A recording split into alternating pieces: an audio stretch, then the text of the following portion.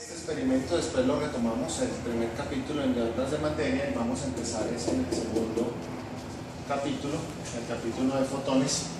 Y hoy quiero justamente hacer esta primera sección, la sección 2.1. ¿Existen los fotones? ¿Ok? ¿Existen los fotones? Sí, con solo llamarlos fotones existirán. ¿Qué son los fotones? Y por el tono de la discusión, ¿cierto? O sea, me interesa ya mantener un diálogo con el libro para que se den cuenta en qué nos separamos, en qué nos reformulamos, de que estamos hablando de las mismas cosas, aparentemente los mismos experimentos, pero de que el libro usa un lenguaje y nosotros usamos otro lenguaje. ¿Okay? Entonces, la lección de hoy es: existen los fotones, y más precisamente yo no la titularía así, la lectura de hoy. Yo titularía la lectura de hoy los estados cuánticos del fotón, ¿okay? O los estados cuánticos de la luz.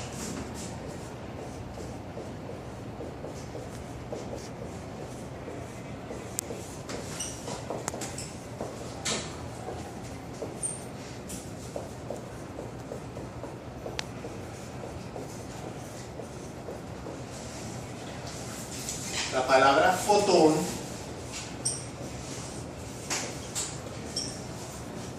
que fue inventada en el 26 por un químico, por Lewis, Gilbert Newton Lewis, es una palabra, porque no debería estar así, pero esperemos que las burbujitas no hagan más estragos aún. La palabra fotón trae a la mente la noción de partícula, de corpúsculo de luz.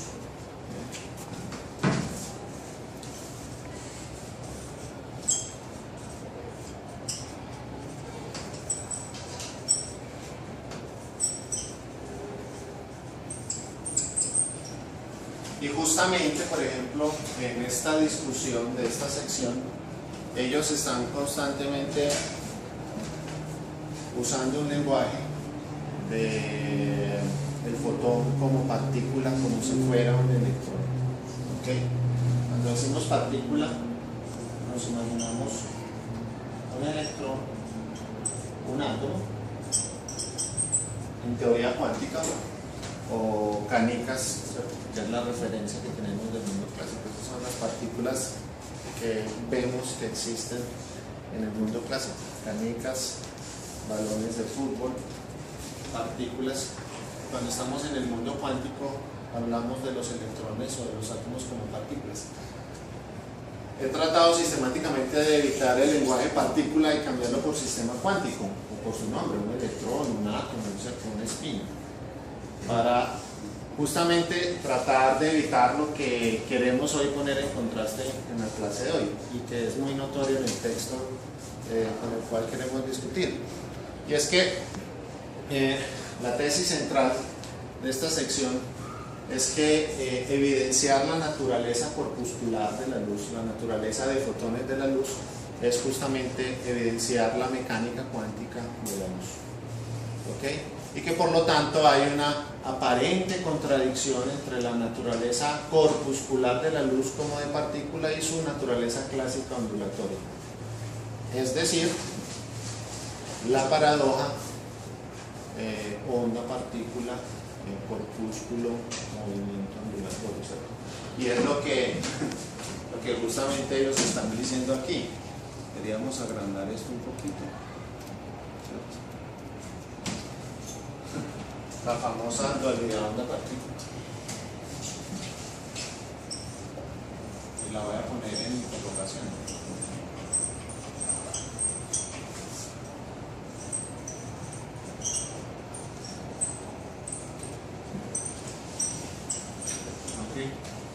Para nosotros ese lenguaje es muy vago, porque lo que queremos subrayar es que la noción importante que hemos construido es la noción de estados cuánticos. Entonces, de lo que debemos hablar es de los estados cuánticos de la luz y de cómo se comportan los estados cuánticos de la luz cuando los sometemos a contextos experimentales. eso de seguir hablando de que a veces la luz se comporta como onda o a veces la luz se comporta como partícula es seguir enredando la pita como dice Guillermo, es seguir anclado al viejo y querido lenguaje clásico, a las imágenes clásicas, ¿cierto?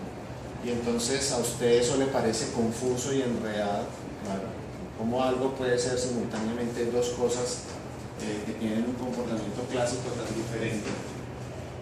Pero cuando cambiamos ese lenguaje por el lenguaje de estados cuánticos y justamente hacemos lo que hemos venido haciendo, estados cuánticos puestos a prueba en diferentes contextos experimentales. Estados cuánticos puestos a prueba en diferentes contextos experimentales, podemos entender la misteriosa dualidad onda-partícula para fotones individuales. Entonces, lo que hoy quiero hacer es la sección 2.1. Ustedes pueden ir a leer juiciosamente la sección 2.1 del libro de Grimberger, de Quantum Challenge. Haremos algunos comentarios históricos y para el viernes usaré mi formalismo cuántico que hemos construido, mi formalismo de estado y operadores, para retomar, ¿cierto?, los experimentos de los que nos están hablando en esta sección. Muy bien. Y entonces, corpúsculo, esto lleva tiempo. Porque históricamente, digamos, la gente empezó a hablar de la teoría corpuscular de la luz y de los fotones como los cuantos de luz como evidencia de la estructura cuántica en la luz. Miren que no en la materia, en la luz, es un asunto completamente diferente. En la luz. Ustedes saben, ¿cierto?, que en 1900 Planck inicia las ideas de la revolución cuántica.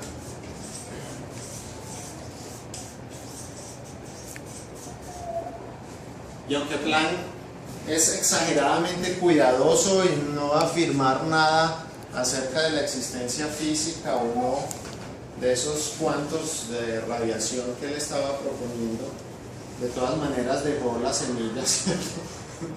Dejó la idea y obtuvo, por ejemplo, H barra, ¿cierto?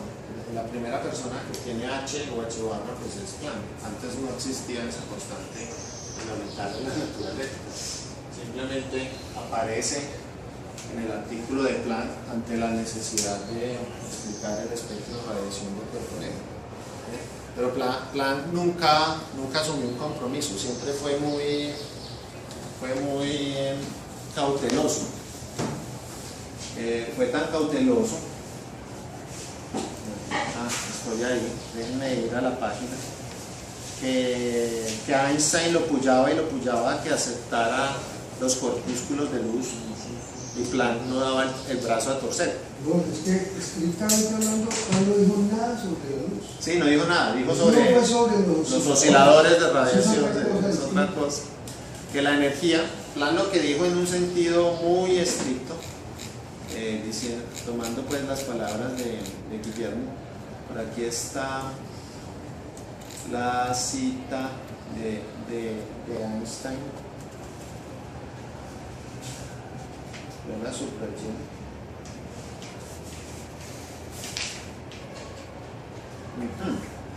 Aquí está, la primera parte. ¿Se alcanzan a ver desde allá? O aumento un poquito. Ahí ya no se alcanza a ver todo. 115. Ahí sí se alcanza a ver todo. ¿Cierto? Aquí está en esta parte. Aquí en esta parte está. Yo puedo decir que es un rayo.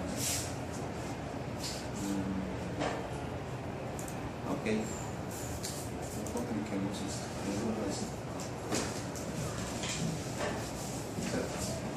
En 1900 Planck propuso que el oscilador atómico, ojo, podía intercambiar energía con el campo de radiación solamente en unidades discretas. Eso es estrictamente lo que propone Planck.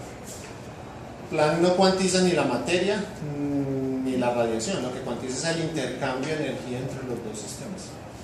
Que el intercambio de energía se da de maneras cuantizadas en unidades de H. Sí, eso es algo como decir, yo con un vaso puedo sacar cantidades definidas de agua de un pozo, pero eso no está cuantizando el agua del pozo. El agua, exactamente. Eso sigue siendo un O yo continuo. puedo intercambiar bienes y servicios con monedas que tienen unidades discretas, pero eso no está cuantizando, ¿cierto? Los precios de los bienes y servicios que se intercambian. Es simplemente un artefacto del intercambio, pero no hay una cuantización como tal. Es cierto, es la primera persona de manera paradójica que piensa en sí cuantizar la luz y que la luz viene en esos paquetes discretos de energía y que la luz está conformada por esos paquetes discretos de energía. Es Albert Einstein en 1905. Paradójicamente es Albert Einstein quien introduce, pues que da un paso a la idea de Planck, introduce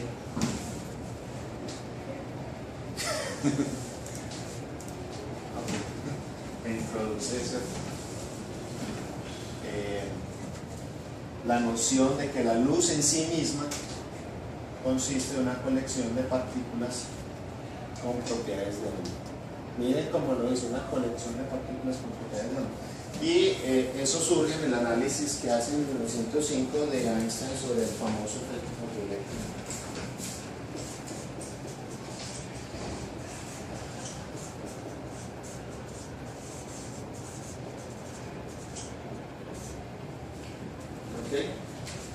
Entonces, de manera irónica, quien realmente cuantiza por primera vez alguna cosa que no sea el intercambio, sino que cuantizó la radiación, fue Einstein.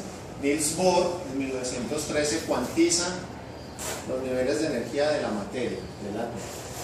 Después la teoría cuántica de Schrödinger y Heisenberg cuantizan la materia, los niveles de energía de la materia, del átomo.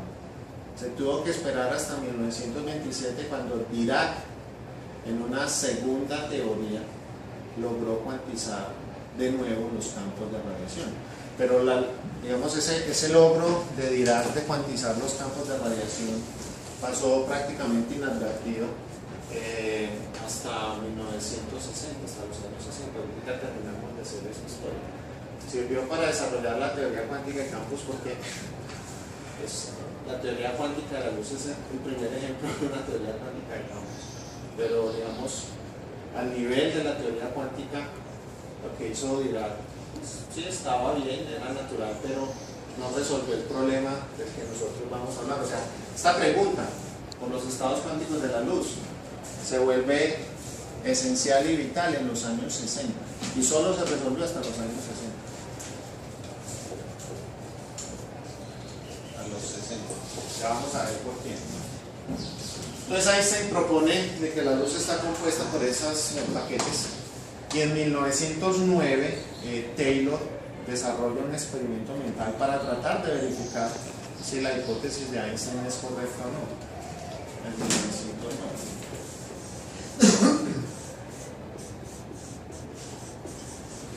Taylor propone, si lo que Einstein es cierto, si realmente la intensidad de una fuente luminosa es proporcional al número de esos cuantos, 1905 y 1909 todavía no eran cuantos de luz. Si realmente lo que Einstein dice es cierto, entonces vamos a hacer un experimento en donde voy a disminuir demasiado la intensidad de luz, ¿cierto? Voy a usar filtros y atenuadores hasta llegar al límite en donde deba tener en el montaje experimental solamente un fotón, un cuanto de luz. Y Taylor propone el experimento de la doble rendija de Young en el límite de un fotón. No lo pudo hacer, pues hizo algunas cosas, pero no tuvo resultados concluyentes. Yo sí estoy en el siglo XXI, voy a usar la palabra fotón. Pues no se dejen confundir todavía por la palabra fotón, tenemos que precisarlo muy bien. Entonces en 1909 Taylor hace esa pregunta, ¿cierto? Y en los experimentos que hace Taylor con luz atenuada se sigue viendo el patrón de interferencia de la doble luz. O sea, él sigue encontrando lo mismo que veía Jung. Y el experimento de Jung, 100 años antes, sirvió para demostrar que la luz no era las partículas en una onda. Lo que quería ver Taylor era ver si cambiaba el espectro, pues el patrón de interferencia, para ver si de verdad la luz se comportaba como partículas en una onda. Muy bien, entonces doble rendija con fotón. En estos años se abandona un poco la idea. La luz sigue estando de presente porque la mecánica cuántica, tal como la descubrieron Heisenberg y Schrödinger, es la teoría cuántica de la materia, pero realmente el problema cuántico original es el problema cuántico de la interacción de la luz con la materia, de la luz interactuando con los átomos. Ese es el problema que origina toda la teoría cuántica y que nos sigue preocupando. Ese es el problema cuántico en esencia. Así pasó lo que no quería, que se apagó, o sea que no le activé. De hecho, lo del plan tenía que ver con eso, ¿no? Sí, claro, pues el espectro de radiación del cuerpo negro es la radiación que está en equilibrio con un cuerpo a una determinada temperatura. Los espectros atómicos, pues es la luz que viene de una materia a una determinada temperatura y en determinadas condiciones. O sea que todo el asunto de la todo el asunto de la fenomenología cuántica tiene que ver con el problema de la interacción de la radiación con la materia. Los espectros y la luz es nuestro instrumento privilegiado, no solo en nosotros, que es nuestro instrumento privilegiado para ver el mundo, para medir el mundo, sino también en la física. Acabas de decir algo que Gerald Bolton, el historiador de las ciencias, señala como el problema alrededor del cual gira toda la física. Ajá. A finales del siglo XIX, principios del siglo XVIII y XX, que es interacción materia-radiación. Entonces vos mirás cuerpo negro, efecto fotoeléctrico, rayos catódicos, rayos X, todo es interacción materia-radiación. Entonces, aunque ha señalado muchas veces, por ejemplo, que en la historiografía de la física moderna se muestra una sucesión de eventos como desconectados. Eso es lo bueno de Bolton, los conecta. Sí. Y vos ves que en el fondo, por formación y por aproximación al problema, Einstein, Planck, Boltzmann, todos están mirando la cosa desde la misma perspectiva. El mismo Schrödinger, Por supuesto. el mismo Schrödinger. Bohr y Es un Heisenberg estadístico. y Dirac, todos ellos, lo que dice Guillermo es muy importante porque la gran discusión sobre la teoría atómica del siglo XIX y el siglo XX y la génesis de la estructura atómica de la materia, pues es un logro, pues, es el logro de la física, ¿cierto?, del siglo XX, y esa estructura atómica de la materia se ve plasmada en la teoría cuántica. Una precisión. Dime. Espectro de cuerpo negro es un efecto estadístico independiente de la materia. Espectro atómico es un evento exclusivo de un tipo de material. Es cierto, pero el espectro del cuerpo negro es el espectro de equilibrio de la luz. Sí. Pero hay una cosa que no se te puede olvidar: la luz no se puede equilibrar sin interactuar con la De materia. acuerdo, absolutamente. Pero entonces, hacer como esa pequeña diferenciación. Pero está... El espectro del cuerpo negro no identifica la materia, sino la temperatura. Y el espectro atómico identifica el átomo. Pero ambos están metidos aquí. absolutamente. Y ese es como el otro gran misterio, ¿cierto? De por qué la materia obedece una estadística y la radiación obedece otra estadística. Está metido aquí. Sí, eso que acabas de señalar me gusta, es importante. Pero entonces el uno no puede existir sin la condición del otro. El espectro de cuerpo negro, que es la señal de la luz térmica, ahorita preciso esas ideas porque necesito precisarlo en este contexto justamente. Necesita de la materia para poder llegar a ese estado. Si no hay materia, la luz jamás llega a ese estado, excepto a esa condición. Y lo mismo pasa pues con los espectros atómicos, pues lo que sale es luz, lo evidencio la estructura de niveles atómicos con luz que emiten los átomos. Entonces aquí hay digamos un salto. Estos son todos los años de la gran confusión, en donde la acumulación experimental se hizo tan grande que la frase de alguien que había aquí, no me acuerdo si fue Raleigh o fue otro, de que la física se había acabado, pues se vio completamente falsa. Se necesitaron 15, 20 años para demostrar que el que dijo, al que le iba a Planck, fue se le dieron a Planck, y que sea otra cosa porque la física se acabó, pues estaba completamente equivocado. Es una gran confusión. Son los años de los intentos semiclásicos de la teoría cuántica. En 1913 es la propuesta de Niels Bohr, que ilumina un poco el camino, pero Niels Bohr adivinó la cosa, ¿cierto? Él no da una teoría, da una adivinación. Él dice, muchachos, esto más o menos debe ser así, y esta fórmula, miren cómo funciona de bonita si me la saco, ¿cierto? De esta manera, de esta manera, ¿cierto? Le bajo la manga, tú, miren que sale el espectro de radiación, el espectro de emisión del átomo de hidrógeno, las líneas de Balmer, etcétera, etcétera, etcétera. La cosa se viene entonces a normalizar con la invención de la teoría cuántica en los años 26 y 27, ¿cierto? 25 y 27. En el 25 y 26, con Heisenberg,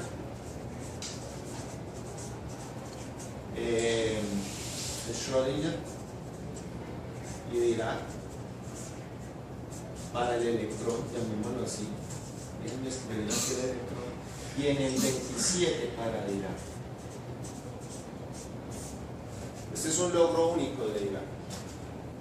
De todos los tres, Dirac es el único que logra completamente hacer una teoría cuántica para la luz. Así se simbolizan los fotones en teoría de partículas, así los electrones, pues a veces se le quitan así, pero de pronto hay positrones por ahí, escribimos así los fotones. Y hace una teoría cuántica en la cual más o menos de manera consistente se entiende la interacción radiación-materia y se entienden muchas cosas viejas de la época de la confusión, y es cuando explota la teoría cuántica, como la gran teoría que explica la estructura atómica de la materia y que explica la interacción radiación-materia. Sin embargo, en el recuento historiográfico pasan cosas extrañas. Una de esas cosas es la que nos hace notar Grimberger aquí en las primeras partes del libro.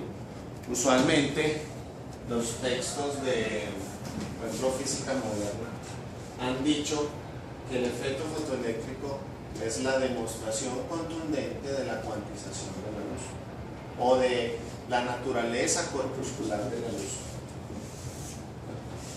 De hecho, a Einstein, otra vez muchas ironías.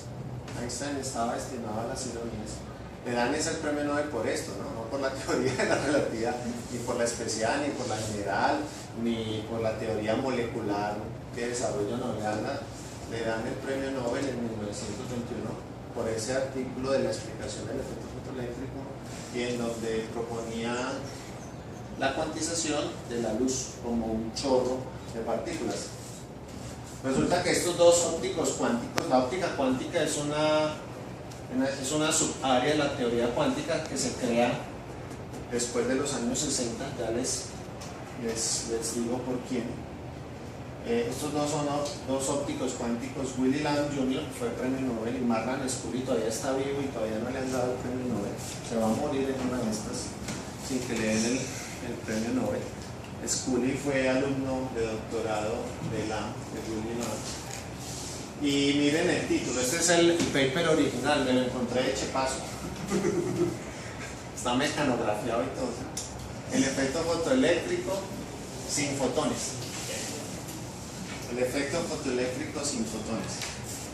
estos muchachos, usando la teoría cuántica de los electrones de Heisenberg y Schrödinger, la que hemos visto nosotros, Dirac, y usando un campo de radiación completamente clásico, como si fuera el máximo. ¿Estos quiénes son? El A y es Q. Entonces miren lo que hacen, usan una teoría cuántica para el átomo.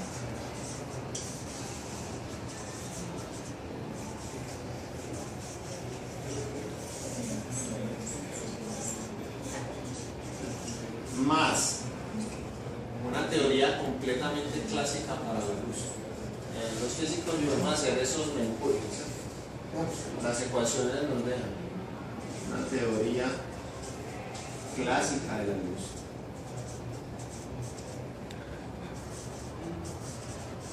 Eso es lo que hoy en día se llama una teoría semi-clásica o semi-cuántica. En el nombre nunca se ponen de acuerdo. Para la mayoría de los libros lo llaman las teorías semiclásicas. Porque miren, usted tiene dos sistemas, ¿cierto? El problema es la interacción radiación-materia. La materia la trata cuánticamente y la radiación la trata clásicamente. Entonces estos muchachos, usando una teoría de ese tipo, logran explicar satisfactoriamente toda la fenomenología del efecto fotoeléctrico. Por eso el artículo se llama así: el efecto fotoeléctrico sin fotones. Es decir, que una revisión histórica justa de las afirmaciones de los libros de texto debería ser revisada, porque no hay ninguna necesidad lógica para que en el efecto fotoeléctrico tengamos que recurrir a los cuantos cuantizados. Y el artículo empieza así. ¿De cuándo es el artículo de la New School? 69. Del 69. Bueno, hasta el 69 no se supo eso, ¿cierto? Claro. Hasta el 69, después de que se había desarrollado la teoría cuántica, que no se había desarrollado sin los aportes de Einstein. Por supuesto. Entonces, No, pero yo he encontrado que, No, por sí, ejemplo, lo el libro de interesante- Rittmacher, que se sigue usando hoy en día, sigue teniendo el mismo error sí, egregio, claro, sí. que es la cita que tienen aquí. Una concepción, ¿cierto? Una concepción errada, una concepción errada, la cual la mayoría de los físicos adquieren en sus años de formación, o sea, es culpa de los profesores, es que el efecto fotoeléctrico requiere de la cuantización del campo electromagnético para su explicación. Entonces, traducción. Los físicos, por culpa de sus profesores, creen, ¿cierto?, que para entender el efecto fotoeléctrico se necesita la teoría cuántica de la luz y que ahí están los cuantos de luz. La siguiente cita ha sido tomada de un libro de texto ampliamente usado en física que ilustra este punto. Este uno es el libro de texto y es el Ritzmayer. Yo lo estudié, el Ritzmayer cuando me enseñaron a mí, apenas vi que era el Ritzmayer y dije, ay, pucha, ¿cuántos errores aprendí del Ritzmayer? No, pero, de hecho, yo no conozco ningún libro de física moderna que diga lo contrario. Ese fue Mira, ahí está. Ritzmayer, Kennard, Introduction to Modern Physics. Quinta edición, y hoy en día no sé en qué edición era. Todos te dicen lo mismo, ¿cierto? Todos los libros. El iceberg dice lo mismo, todos dicen lo mismo. Y además que en ciertos dicen explícitamente, hay la idea de que eso prueba de que la luz está hecha de fotones. Exactamente. O sea, no solo sirve para explicar el efecto fotoeléctrico, sino para mostrar que La luz, exactamente. Y más ironías todavía. Oiga, más ironías. En 1905, el premio Nobel lo recibió El de la radio, ¿no? Lennard. Lennard. ¿Por qué? Por el efecto fotoeléctrico. Por el descubrimiento experimental del efecto fotoeléctrico. Exactamente. No, por el trabajo sobre el efecto lo descubrió Hertz y Lennard fue el que más lo estudió. Y gracias a los trabajos Gracias de a Lennard, Einstein pudo hacer su trabajo. Entonces, en 1905, cuando Einstein publica su artículo sobre el efecto fotoeléctrico, Lennard recibe el premio Nobel por el efecto fotoeléctrico. Y después Lennart va a ser el peor enemigo que tuvo Einstein en su vida. Lennart era antisemita. Era nazi. Era nazi. En 1937, Lennart todavía está afirmando que la teoría de la Está equivocado. relatividad es publicidad judía. Sí, eso que dice eso sí es bien irónico. Es muy bacano para la historia de la ciencia como cosa viva. En la película de Einstein y Eddington, que les recomiendo que vean, porque Einstein es Andrew Jerkins, quien hace de Gollum, es un tremendo actorazo. Él es Einstein. Hay una escena en donde un profesor muy autoritario saca a Einstein con su amante, que es su prima. En ese momento ya estaban enamorados con su prima. Y ese profesor autoritario es Lennart, justamente. Los echa del salón de profesores porque las mujeres no podían estar en el salón de profesores. Y lo que pasa en la película se lo dejo para que ustedes lo vean. Pero eso no pasa en los institutos de física de India, no debe pasar. No, lo que pasa después, no eso. Lo que pasa después cuando Einstein sale con su prima y se va a pasear por ahí por los salones del edificio en Múnich. Miren lo que dicen los libros. El efecto fotoeléctrico, la ecuación del efecto fotoeléctrico de Einstein juega una enorme parte en el desarrollo de la teoría cuántica moderna. Pero a pesar de su generalidad y de las muchas aplicaciones exitosas que se han hecho de ella en las teorías físicas, la ecuación, esta es la ecuación que escribió Einstein en su artículo. De esta ecuación le hacen exámenes hoy en día. No la saben, perdió el examen. Aquí tiene HNU, H la constante de Planck, no es la frecuencia de la radiación, esta es la energía del cuanto de luz, la energía del fotón. Este lado izquierdo es la energía del fotón, es igual a E más phi, donde es la energía cinética del electrón eyectado. Me falta explicar que el efecto fotoeléctrico es el efecto que se produce cuando usted ilumina una superficie metálica con una determinada luz y de ahí salen electrones eyectados. Entonces esos electrones los conectan con un campo eléctrico y se puede producir una corriente que se puede medir. ¿Tienes ahí internet? Es un experimento que se hace hoy en día en los laboratorios de física moderna. También, o sea, hace parte de... Eso es una fotocelda. Eso. Para todo hay fotoceldas.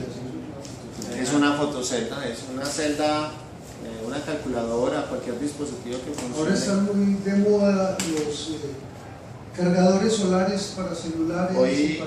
Hoy en día usan semiconductores, pero pues el efecto pasaba con metal. ¿Qué quieres que use? Para ver una simulación del THT. HDT. ET. Es una simulación del efecto eléctrico para ver. Ah, sí, debía haberla buscado antes. Tienes razón. No, nuestra maravillosa red apenas se está conectando. está conectando, después la seguimos buscando. Ok. Y entonces, aquí está pues lo que dicen los libros de texto. Yo no revisé el Rick Mayer, revisé el iceberg que yo tengo en español y dice lo mismo. Y entonces la idea central del artículo es que veremos que el efecto fotoeléctrico puede ser completamente explicado sin involucrar el concepto de cuantos de luz. Ya conectó, ¿cierto?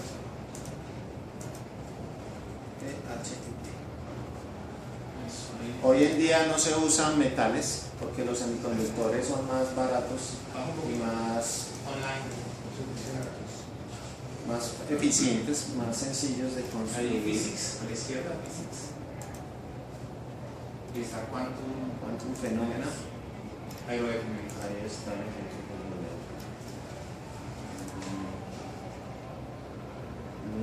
¿Tengo que bajar ese cable? Sí, sí. Listo. Lo bajo. Y lo corremos. Se corre aquí mismo. Sí, ahí Ahí está cargando. Es una fotocelda. Y hay unas ciertas características en el efecto fotoeléctrico que lo hicieron difícil de explicar en términos de la teoría ondulatoria clásica. ¿Okay? Miren que de todas maneras la teoría de Lambda-Scully es mitad cuántica. De hecho, Eso se necesita, no puede ser completamente clásico. La gran objeción es, si usted calcula clásicamente cuánto tiempo se demora un átomo para absorber energía, Le da infinito. No, años. El mismo cálculo de Einstein, miren, el mismo cálculo de Einstein y Ehrenfest para el tiempo de rotación del spin en el experimento de Stern les da miles de millones de años. Entonces, cuando usted calcula clásicamente el tiempo que se necesita para que el átomo emita un electrón por absorción de luz, se necesita muchísimo tiempo. Ok, aquí hay un efecto fotoeléctrico. Aquí esta placa que está aquí es lo que se llama un tubo de rayos catódicos. Es simplemente para poner el campo eléctrico. Los electrones se producen en esta placa. Miren, los va a iluminar con una luz. Entonces los electrones se van a producir aquí, van a salir eyectados de la superficie. En las fotoceldas los electrones eyectados los conducimos por alambres para producir energía eléctrica, ¿cierto? Para que sirvan a nuestros dispositivos. En el efecto fotoeléctrico, pues los electrones viajan. Esto usualmente está en vacío o gas inerte, realmente no fácil usar un gas inerte, y son detectados aquí y producen una corriente, una fotocorriente. Y entonces ponemos aquí una intensidad. ¿Qué sería el target? Target sodio, quiero sodio, gráfica de corriente versus intensidad de la luz. Yo creo que lo grandes de allá arriba de.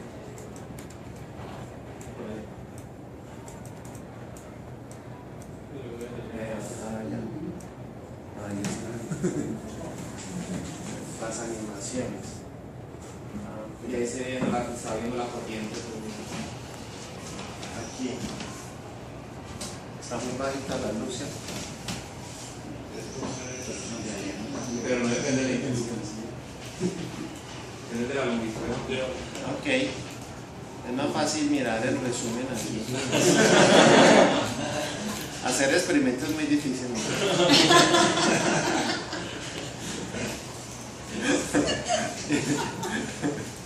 Y hacer simulaciones también. Esto es el resumen experimental. De todas maneras, la simulación es una trampa, ¿cierto? No, pero Pues la misma realidad. Da tan bueno que se usa en la enseñanza. Este es más o menos el resultado del efecto fotoeléctrico. Aquí está la fotocorriente en función del tiempo y muestra cómo la fotocorriente crece linealmente hasta un umbral. El umbral está alrededor de los picosegundos, 10 a la menos 9, nanosegundos, 10 a la menos 9. Y después la corriente se mantiene constante en función del tiempo. O sea, que los fotoelectrones empiezan a salir desde tiempos muy cortos y para tiempos muy cortos crecen linealmente y después se satura la fotocorriente. Esto para una intensidad dada. Pues si usted quiere ver la fotocorriente en función de la intensidad de la luz, pues es más o menos así. Sí depende linealmente de la intensidad de la fotocorriente. ¿Okay? Entre más intensidad haya, hay más electrones, pero la tendencia es lineal. ¿Okay? Y esta es la fotocorriente en función del potencial de retraso, del potencial de retardo. A veces sí es bueno verlo aquí.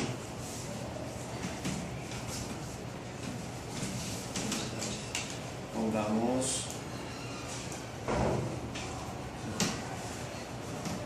Pues mire, como usted está iluminando, se crea una corriente, miren por allá la corriente.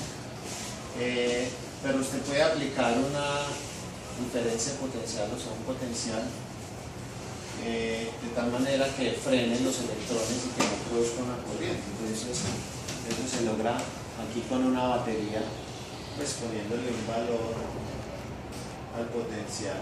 Ahí estoy aumentando, porque el potencial es la fotocorriente fase 0.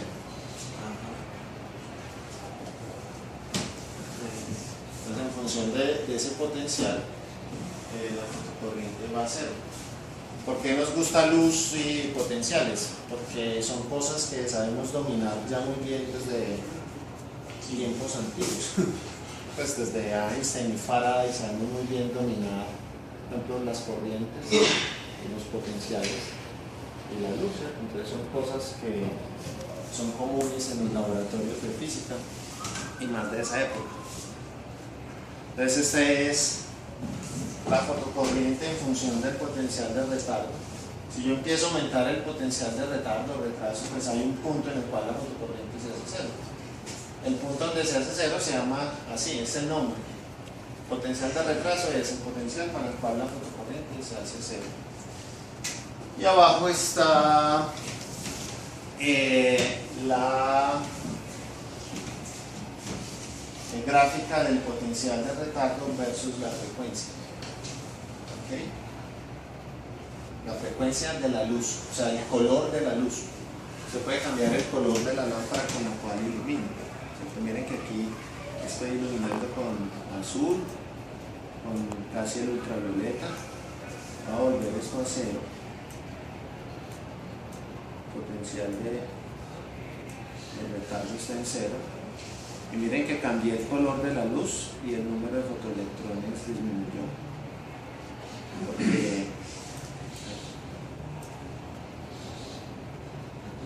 el número de fotoelectrones cambia, la corriente cambia de acuerdo con el color de la luz que usted ilumina. Eso se entendía muy bien ya desde antes del Planck, incluso porque cada color tiene asociado una energía diferente. ¿Ok? Entonces eso es lo que se está graficando aquí. En función de la frecuencia, o sea, del color, a mayor frecuencia voy desde el verde hasta el azul. El azul es el de más alta frecuencia. ¿Okay? Y bueno, el rojo es el de menor frecuencia, el extremo opuesto del espectro, pasa por el verde y se mueve hacia el azul. Entonces, hay una frecuencia y un color para un potencial de retardo dado a partir del cual la superficie empieza a emitir energía. Aquí cuando está en la gráfica de la fotocorriente con la intensidad de la luz, sí. La frecuencia tiene que ser una frecuencia... Sí, constante. Y una frecuencia que permita que emita. Exacto. Exactamente. No puede ser muy... No puede ser muy de baja. un color con una energía muy pequeña porque entonces no hay emisión. Entonces, esto es lo que aprenden los muchachos y digamos las principales características de por qué la teoría corpuscular de la luz se ve evidenciada en este experimento es la siguiente. Primero, en el tiempo de respuesta, como lo dijo muy bien Guillermo. Una teoría ondulatoria de la luz supondría que la acumulación de energía es gradual, porque como la onda transporta energía por todo el frente de onda, y usted tiene aquí un atomito que está localizado, pues tiene que esperar un cierto tiempo para que la onda haya acumulado suficiente energía en este punto localizado del espacio, y con esa energía suficiente entonces sí ya emite el electrón. Entonces eso se demoraría un tiempo, y el cálculo clásico da un tiempo muy grande. El experimento muestra que la emisión de electrones empieza ahí mismo usted ponga la fuente de luz sobre la placa metálica. Entonces hay tiempos de respuesta muy cortos, entonces eso muestra que la energía de la luz no viene extendida a lo largo de un frente de onda. En el texto de Grimberger, que les recomiendo que lean, obviamente tienen que leer eso. Hay una comparación, una analogía muy bonita. La onda es capaz de tocar simultáneamente todos los puntos de una playa. Entonces, la onda son las olas del mar. Pero entonces la energía que transporta la onda se ve distribuida por toda la playa. Si yo quiero mover, por ejemplo, un tarro que está localizado en un determinado punto de la playa, pues el mar tiene que tocar muchas veces ese sitio hasta que al final lo mueve. porque se necesita una acumulación lenta de energía. En cambio, si usted tiene toda la energía localizada en un paquete, una partícula, en una pelota de fútbol, si yo toda la energía de la onda la localizo, entonces toda la energía está disponible para ser absorbida en ese lugar localizado del espacio y por lo tanto el tiempo de respuesta es mucho más corto. Entonces es una senda, el tiempo de respuesta. El hecho de que la fotocorriente sea proporcional a la intensidad de la luz se podría entender también clásicamente, pero se entiende muy fácilmente en nuestra teoría corpuscular, porque si la luz viene en estos paqueticos, en estos cuantos, entonces por cada cuanto que absorba libera un electrón. Entonces el número de electrones liberados, la corriente, es proporcional al número de cuantos que han sido absorbidos, y el número de cuantos es proporcional a la intensidad. Entonces este efecto también se entiende perfectamente. ¿Y este efecto cómo lo entendemos? De acuerdo a nuestra teoría, de que el último, es más fácil de entender. ¿Por qué para unos ciertos colores no hay emisión de fotoelectrones? Entonces ahí es donde viene la combinación de la naturaleza cuántica de la materia y la naturaleza cuántica de la luz. Resulta que para que esos electrones sean eyectados, para que sean ionizados, realmente es un proceso de ionización de los electrones del material, pues tienen que hacer un salto de energía. Si usted usa menos de la energía necesaria o requerida para hacer ese salto, pues el salto nunca se da. En teoría cuántica, ¿cierto? El salto es completo, no hay mitades de saltos ni nada por el estilo. Entonces, si usted usa un color que tiene la energía menor que lo que se llama el potencial de ionización, el umbral de ionización, o sea, la diferencia de energía entre la ionización del electrón y el estado en que está el átomo, entonces si usted usa un color menor que esa energía, nunca va a ionizar un electrón, por más tiempo que espere, porque no hay acumulación de energía. Y por más intensidad que le Y por más intensidad que le ponga, porque si le pongo más intensidad, lo único que estoy haciendo es que están llegando más cuantos, pero todos de la energía incorrecta, ¿cierto?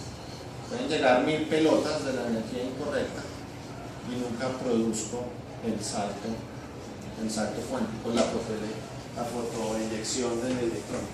Entonces estoy hablando muy con las manos, pero así hablan los libros de física moderna, Sí, entre otras cosas. No son más profundos que lo que estoy diciendo.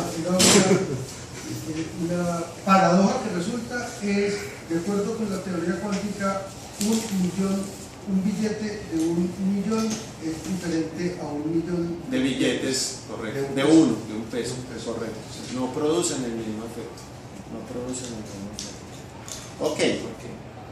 Entonces, lo interesante de la discusión de Scully, por eso, porque llegar. Si la fianza para salir de la cárcel es de 1.000.000 de pesos, la tienes que pagar con completa. Un billete de 1.000.000. No sirve 2 de 1.000.000 de billetes de pesos. Correcto, no sirve porque no salís. Para poder hacer la ionización del electrón, tienes que entregar. Prácticamente 1.000.000 es 1.000.000. Cuánticamente No.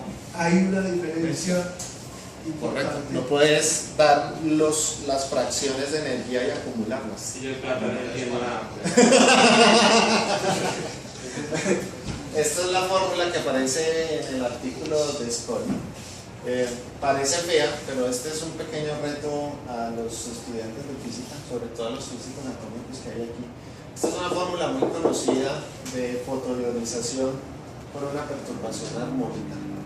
¿Qué es lo importante de esta fórmula? Que es un seno cuadrado de, aquí explico, K es la energía del átomo, W es la energía del fotón, este es el tiempo. Y aquí abajo está lo mismo, de este argumento. Entonces, ustedes usualmente es una probabilidad, es la probabilidad de la transición. O sea, la probabilidad de ionizar el electrón al estado K es proporcional. Esto que hay aquí son cosas de la teoría cuántica, sobre todo esta. Aquí está la intensidad de la luz. Pero entonces, es una fórmula muy famosa. La escribo simplemente. Este es un reto. A los estudiantes de física. Bueno, todos los estudiantes de física tienen que pasar por esta fórmula porque se llama la regla de oro de Fermi. Se llama la regla de oro de Fermi. Esa es la fórmula que pone Scully en su artículo para argumentar que no es necesario los fotones para entender el efecto fotoeléctrico, sino que solamente con una teoría semiclásica se pueden hacerlo. Y ellos hacen un análisis ahí. Sin embargo, quiero hacer notar de que de todas maneras la explicación de Scully tiene problemas. Ya ha habido un gran debate alrededor del artículo de Scully, pero es un debate que no se ha concluido y que no se ha trasladado a los libros de texto.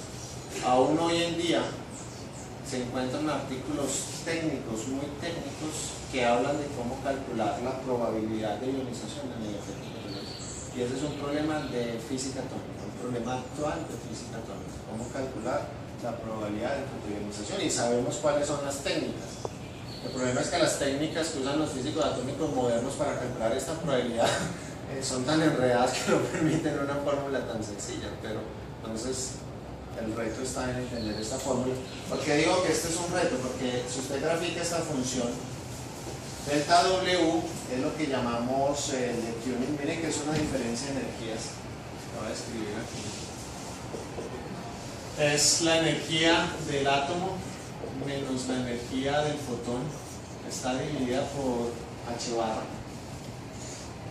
para que quede como frecuencia. Esto es lo que necesita la constante de Planck. Entonces, si usted hace que la frecuencia de la luz sea muy parecida a la frecuencia del fotón, técnicamente esto se hace cero. Y entonces divide por cero, pero usted no se preocupa porque usted sabe que seno de cero también es cero y que ese límite afortunadamente converge y converge una cantidad finita. Por lo que les quiero mostrar es la gráfica de esto del tiempo. Eso hace así. Esa probabilidad en el tiempo hace así. Tiene un máximo en cero y se atenúa muy rápidamente diferentes. Entonces, esa es la gráfica de la probabilidad para emitir un electrón en el tiempo t. O sea que la máxima probabilidad está justamente en el tiempo cero. Y Scully hace los cálculos muy bien y muestra que efectivamente al principio, cuando los tiempos son muy cortos, esa probabilidad resulta proporcional al tiempo, y por eso tiene que hacer unas sumas ahí. Esos detalles en estos momentos no nos interesan. Entonces aparece este comportamiento, es lineal. ¿Ok? Es lineal. Sin embargo, ¿cuál es el reto y la paradoja para los estudiantes de física? Es que esta probabilidad también da finita para delta W diferente de cero. Y da lo mismo para W por debajo o por encima, o sea, es simétrica. La probabilidad de absorber, o sea, lo voy a decir en otras palabras, la probabilidad de emitir un electrón, de sacar el fotoelectrón, es diferente de cero si la energía del fotón es un poco por debajo o un poco por encima de la energía del átomo.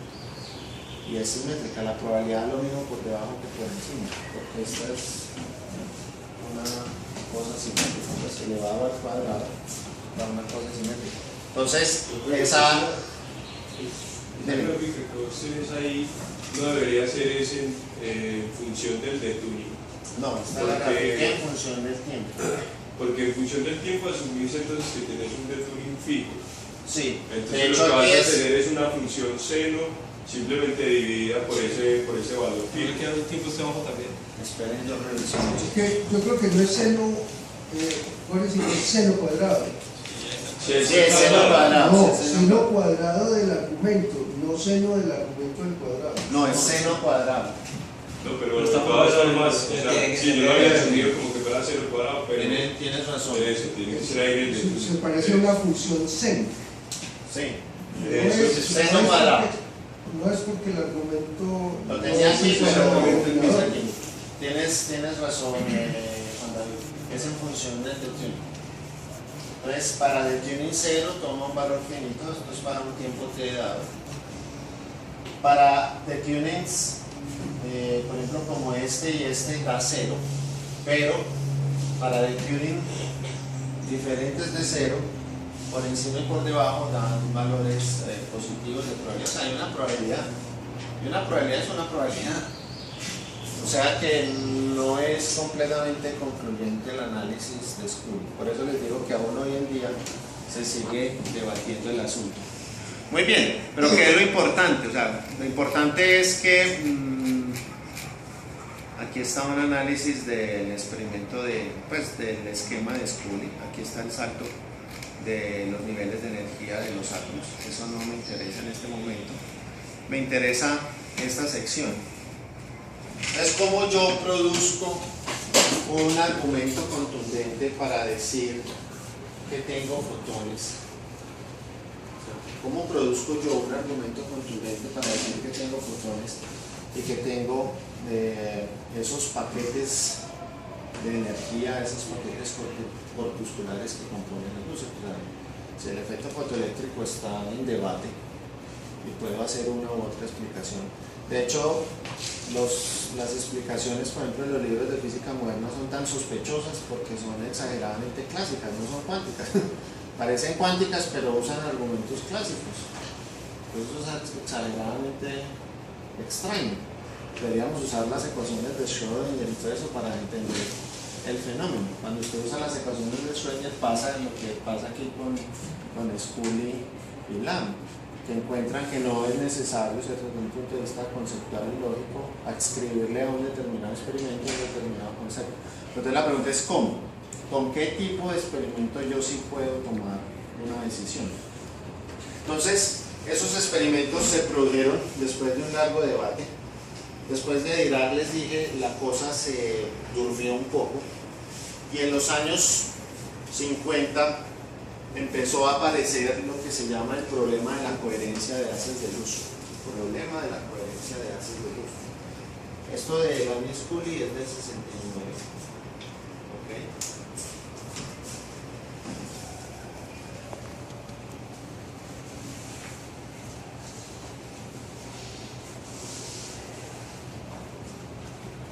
Entonces, en los años 50 apareció el problema de la coherencia de la luz. El problema de la coherencia de la luz es muy viejo, es más viejo que esto. Pero el problema apareció en las fuentes de luz que estaban empezando a aparecer en los experimentos de física atómica. El problema de la coherencia de luz es el problema del experimento de la doble rendija de Young. Si la luz no es coherente, no se produce un patrón de referencia. O sea, el problema de la coherencia es viejísimo.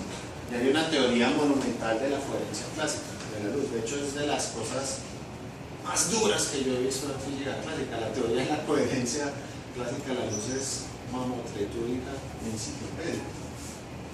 Entonces el problema apareció porque en los años 50, gracias al desarrollo de las tecnologías cuánticas, empezaron a aparecer otras fuentes de luz que ya no eran los simples bombillos o el sol, ¿cierto? Que es nuestra fuente de luz privilegiada, o los tubos de arco que se usaban a principios del siglo XX. Entonces empezaron a aparecer fuentes de luz que posiblemente podían develar la estructura corpuscular o granular de la luz. Una de esas fuentes de arco son las fuentes de gases atómicos ionizados.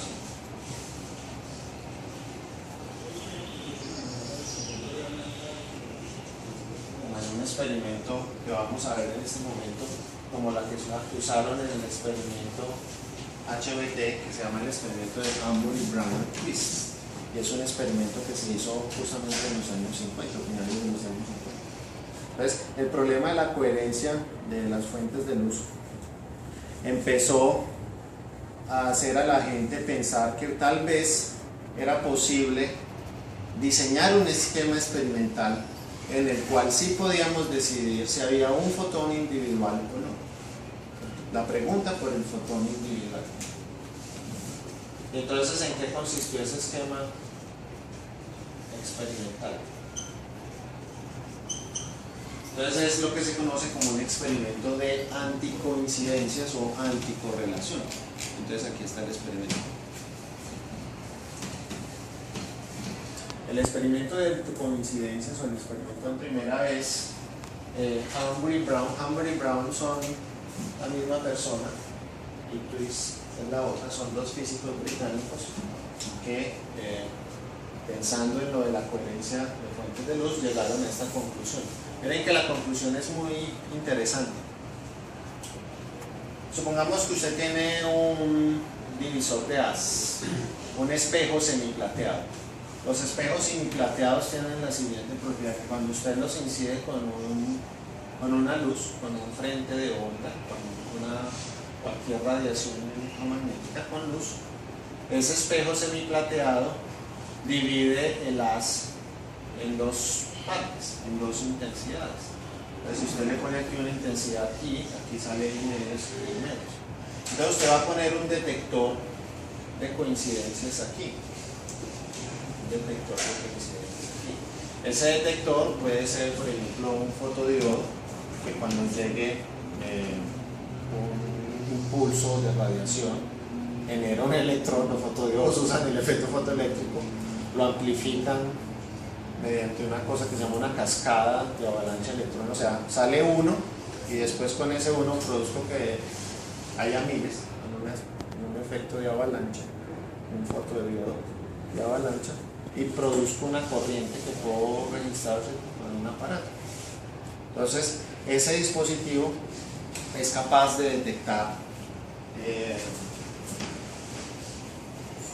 pequeñas energías del campo de radiación, mis paquetes. Y entonces tengo dos de esos detectores, que son este D1 y este D2. Ellos hacen clic. Ese clic es una corriente eléctrica cuando llegue uno de estos paquetes de energía. Y entonces miren el experimento que propusieron Humber y Brown en Twist. Si yo tuviera, miren la forma racional, una fuente de fotones individuales, si esto fuera una fuente de fotones individuales, cuando un fotón individual llegue a mi espejo semitransparente, al divisor de haz, así se conoce el divisor de haz. Entonces, como es un fotón individual, pues no se puede dividir, es una entidad individual. No puedo dividir mitad de fotón para un camino y mitad de fotón para el otro camino. Eso a diferencia si mando 100.000, ¿cierto? O mando un haz de luz, y si mando 100.000, pues podría poner 500.000 aquí, 500.000 aquí, 50.000 aquí, 50.000 acá. O si mando uno, no se puede dividir. Entonces, como no se puede dividir, todo el fotón completo será detectado aquí o acá. Y entonces lo que yo tengo que hacer es medir las coincidencias entre los dos detectores. Si yo encuentro que entre estos dos detectores no hay coincidencia, ¿cierto? O sea, no hacen clic al mismo tiempo con una fuente de luz dada, entonces esa fuente de luz es una fuente de fotones individuales. Si yo encuentro que los detectores hacen clic simultáneamente, por ejemplo, cada vez que haga clic uno hace clic el otro, entonces tengo una fuente de luz clásica. ¿Okay? Entonces, con ese experimento tan sencillo que hoy en día se usa, Humber y Brown en Twist pusieron en escena una manera experimental de tratar de dilucidar si realmente hay fotones individuales o no, porque la idea es muy sencilla, los fotones individuales no se pueden partir, los sistemas cuánticos individuales no se pueden partir. Entonces detecta el fotón completo en un lado o detecta el fotón completo en otro lado, y después mediante coincidencias, ¿cierto? Yo tengo un registro temporal de cuando hacen clic los detectores, entonces miro si hicieron clic en coincidencia o no. Muy bien, y se inventan un término que se llama el parámetro de anticorrelación, que es esta ecuación 2, en donde PC son los clics en coincidencia, P1 son los clics que detecta el 1 y P2 son los clics que detecta el P2. Esos clics pues se pueden transformar en probabilidades si yo divido por el número total de clics, pues de fotones que estoy enviando. Entonces aquí hablan de probabilidades, pero ustedes pueden cambiar la probabilidad por número de fotones o de clics que hizo el aparato, el detector 1, número de clics que tomó el detector 2 y el número de clics de coincidencia. Si la fuente es de un solo fotón, este parámetro tiene que valer 0. Si la fuente es de un solo fotón, ese valor del parámetro A tiene que valer 0. Y para una fuente clásica de luz, se espera un valor del parámetro igual a 1. ¿Por qué se espera que un valor de parámetro igual a 1? Porque para una fuente clásica se espera que no haya, que las detecciones sean independientes, o sea, que lo que yo detecte aquí sea independiente de lo que yo detecte acá. Entonces, miren, el parámetro SA es la probabilidad de las coincidencias sobre la multiplicación de las probabilidades. Pues si usted tiene eventos aleatoriamente independientes, estadísticamente independientes, o sea, tirar una moneda aquí es independiente de tirar una moneda aquí, que las monedas no están correlacionadas. Entonces la probabilidad de tirar una moneda aquí por la probabilidad de tirar una moneda aquí es la probabilidad de esta por la probabilidad de esta, porque son estadísticamente independientes. Entonces, para eventos, para luz, ¿cierto?, estadísticamente independiente, que ellos piensan que es la luz clásica,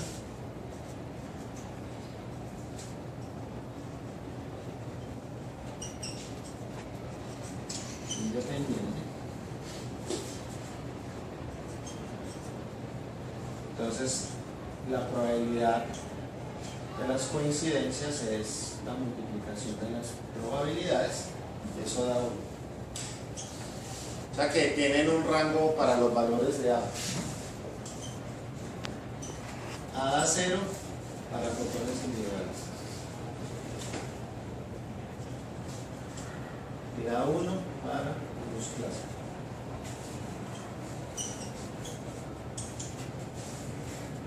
¿Ok? Y se propone, lo más importante es que se propone un método para diferenciar si tengo estos paquetes o no individuales de fotones. Si tengo estos paquetes individuales, la idea es muy sencilla, no se pueden dividir. Si tengo paquetes individuales, no se pueden dividir. Y por lo tanto, las coincidencias tienen que ser 0 en un experimento de este tipo. El montaje es sencillo, pero se hizo muy famoso y se llama hoy en día así, el experimento HBT. Sin embargo, ellos no midieron ni 0 ni 1, midieron 2. Y se armó Troya. Eso no lo dice el texto de este texto, pero yo me encontré esta presentación muy bonita de unos colegas nuestros.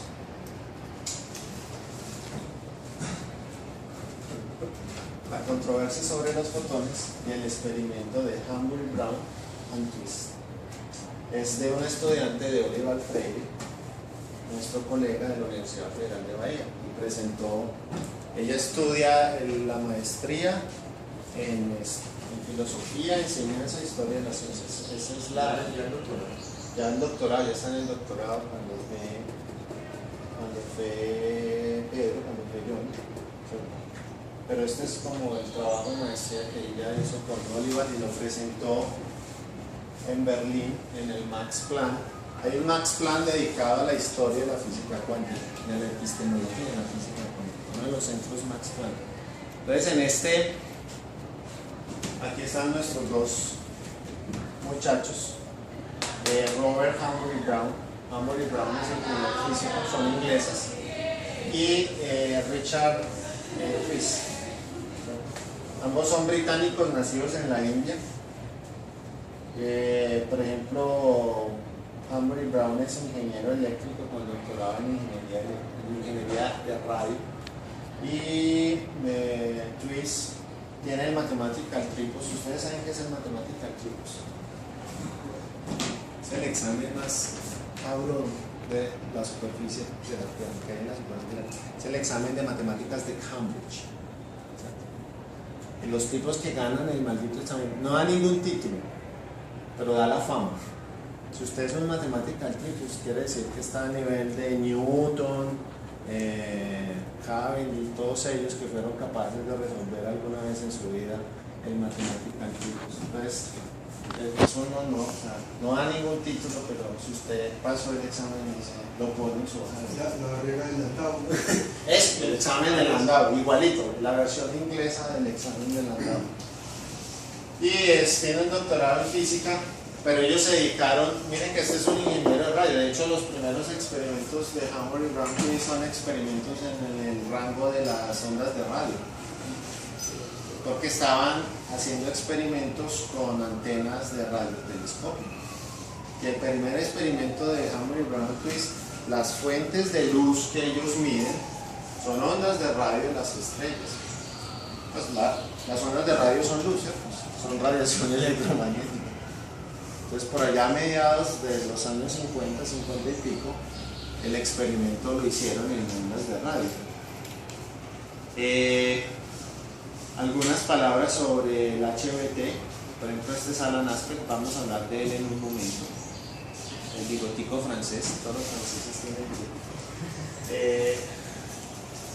El HBT es más que un precursor de la óptica cuántica. Cosas ahí. Este es el experimento original del año 54. Miren el esquema. Aquí el experimento HBT está hecho para ondas de radio. Por aquí lo dice. Bueno, lo dice aquí. Un interferómetro para ondas de radio. Ese esquemita del divisor y así los dos detectores se llama un interferómetro. Interferómetro de Humphrey Brown. Entonces por ahí en el año 54 lo propusieron para ondas de radio. Estaban mirando estrellas. Pero entonces después lo llevaron a la luz, o sea, a fuentes atómicas. Y entonces este es el montaje del 58. Y es el mismo dibujito simplificado que teníamos ahorita. Aquí una fuente de luz, una lámpara de arco de mercurio, que ellos creían que era de naturaleza cuántica, que iban a ver los corpúsculos. ¿Cómo no va a ser de naturaleza cuántica una fuente de luz que excita átomos, ¿cierto?, individualmente? Pues están todos ahí mezclados, pero las excitaciones ocurren individualmente, ¿cierto? Como aquí, miren, ahí estos son átomos de ¿qué? Argón. ¿Qué? Ahí hay mercurio. Hay mercurio también. Fundamentalmente es mercurio. El que emite es mercurio, Un poco de entonces argón y helio, pero son neutros más que todo. pero es el mercurio que emite ultravioleta y por fluorescencia vemos blanco. Vemos blanco. O sea que en esencia estas lámparas son las mismas que estaban usando Básicamente sí. Entonces aquí hay un gas atómico diluido y por colisiones con electrones que le producen. El recubrimiento es de fósforo. Hay electrones viajando entre los cátodos de ese tubo. Los electrones excitan un átomo y el átomo se desexcita y emite. O sea que Humphrey y Brown Twist pensaron, si emite fotones por excitación individual, tenemos que ver la estructura corpuscular de la luz ahí. Y vieron dos. O sea que no vieron la estructura corpuscular de la luz ahí. Y miren, lo pasan por algún sistema de filtros. Esto es igual que el Steingerla para direccionar así se puede hacer. Y aquí está, un espejo semitransparente. En esa época no se llamaba divisor de haz. Semi-transparent mirror, un espejo semitransparente, un splitter, un divisor de haz. Más genéricamente, los divisores de haz pueden ser espejos o pueden ser prismas pegados por la base. Sí. Hoy en día los ópticos cuánticos usamos unos más sofisticados que son cristales, porque pues nos deja manipular la polarización además. ¿Okay? Después más adelante miraremos el de esos sofisticados. Y aquí están los dos fotomultiplicadores. Los fotomultiplicadores son esos dispositivos que hacen clic y los amplifican para detectar una corriente. Y aquí una salida al correlador, o sea, a un dispositivo electrónico que cuenta si están correlacionados o no.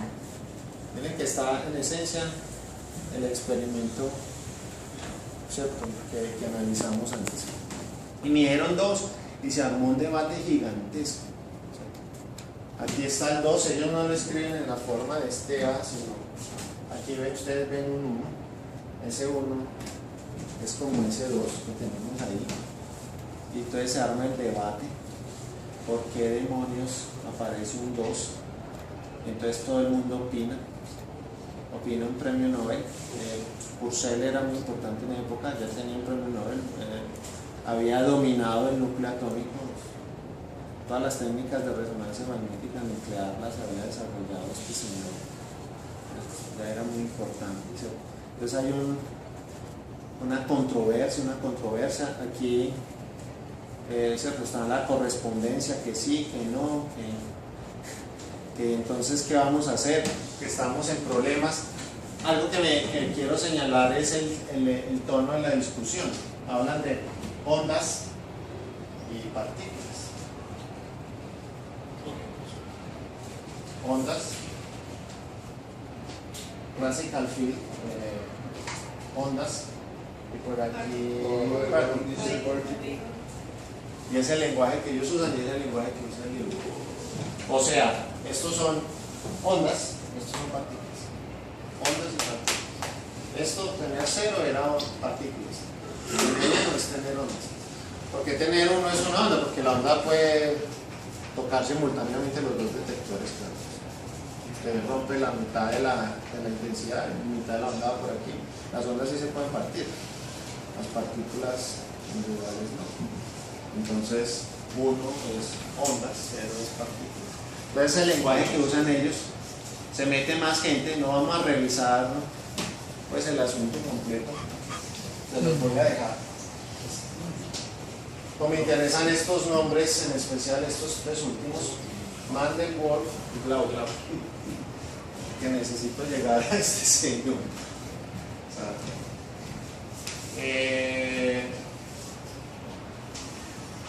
Entonces la discusión se fue elevando de tono, ¿cierto? Purcell declara, por allá más atrás leyendo la conversación, de que el asunto es fundamental a los principios de la teoría cuántica, que lo que está mostrando el experimento de Hammer y Brown-Twist es un asunto fundamental a los principios de la teoría cuántica. Pero no hay ninguna explicación. Sí, no tiene ninguna explicación. ¿Y por qué? Porque a todos se les olvidó esto. La teoría cuántica de los fotones enunciada por Dirac. Solo hasta los años 60, este señor, apoyado en el trabajo de estos dos señores, Mandel y Wolf, son los precursores de la óptica cuántica. Pues este señor es el padre de la óptica cuántica, por una razón muy sencilla. Él logró de una manera muy clara, recuperando los trabajos de Dirac, poner todo el lenguaje, toda la discusión en términos puramente cuánticos.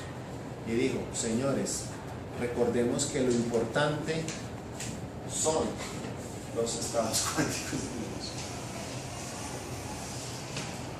Usted no puede seguir sosteniendo esa discusión en esos términos tan ambiguos, que me parece que es una onda, que me parece que es una partícula. Tenemos que centrar la discusión en términos de los estados cuánticos de la luz. Muy bien, entonces ¿cuáles son los estados cuánticos de la luz? Entonces él mostró algunos de los estados cuánticos de la luz más importantes que tenemos hoy en día. Entonces la historia se cierra con Glauber en el año 60. A Glauber le dieron el premio Nobel hace 5 años, más o menos, por sus trabajos de esa época, justamente. Glauber es profesor de Harvard y ustedes saben que en Harvard se dan los premios Ig Nobel, los premios a la ciencia paradójica. Quien entrega los premios Nobel, los Ig Nobel, perdón, es Glauber. O sea, es del comité Ig Nobel que entrega los premios Ig Nobel.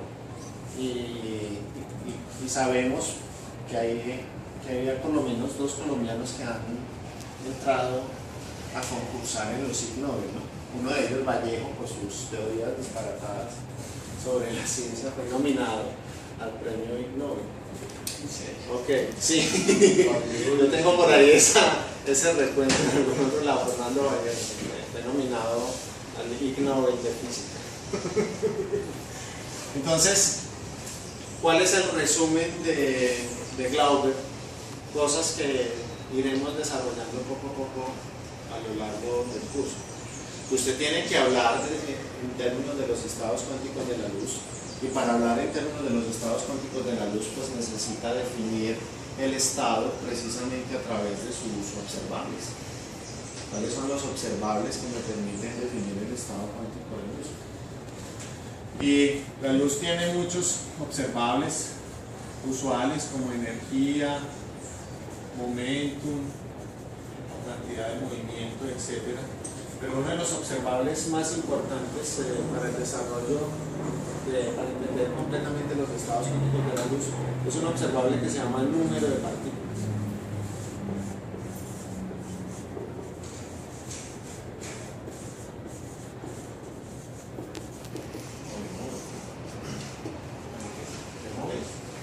¿Qué me dices? ¿No es lo mismo que número de modos? Pues No, No. es diferente el número de modos. Número de partículas.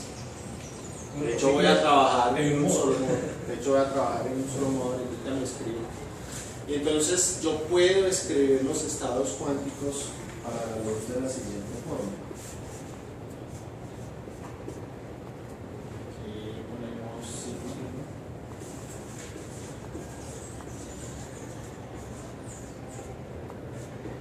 Vamos a poner uno de estos.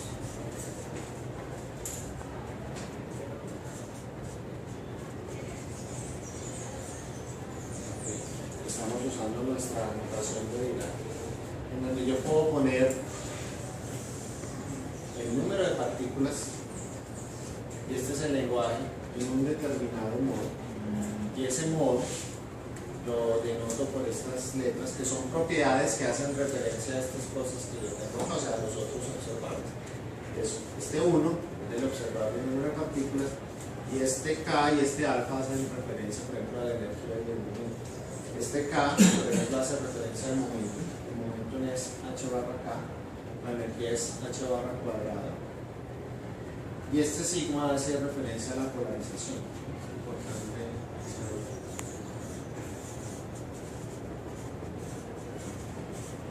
Entonces, este vector se llama el vector de onda, o vector de propagación.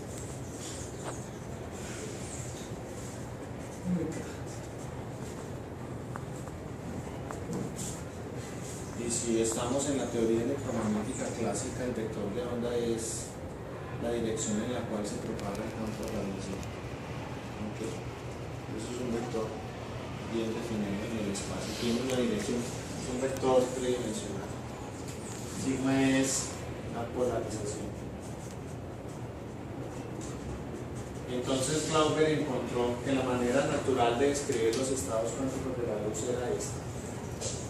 Entonces que yo puedo tener una partícula en el modo K alfa o dos partículas en el mismo modo.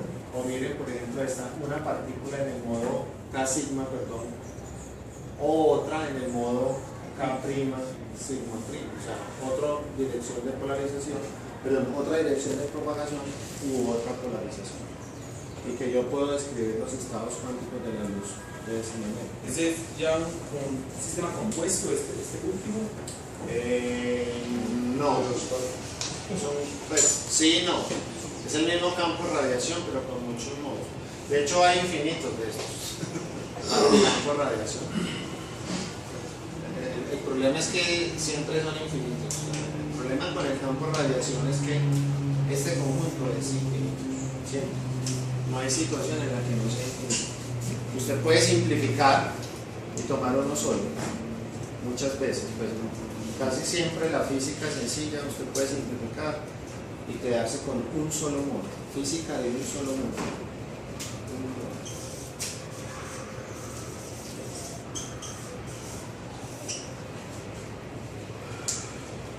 Entonces, en física hay un modo, pues usted no necesita describir quién es el vector de propagación, quién es la polarización, usted entonces tiene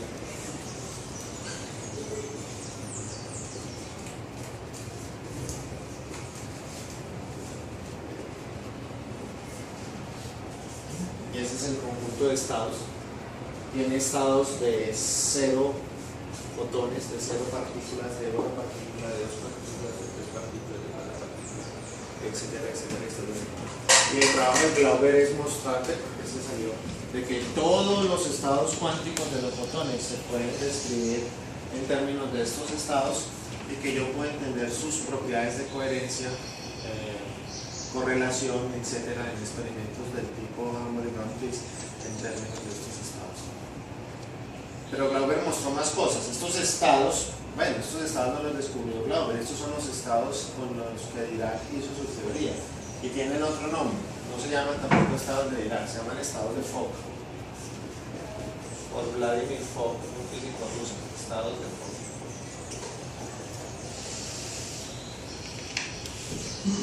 Pero lo que sí mostró Glauber es que yo puedo construir múltiples estados físicamente realizables en las fuentes de luz experimentales con estos estados. O sea que el estado más general de la luz es una combinación lineal, una superposición lineal de estos muchachos.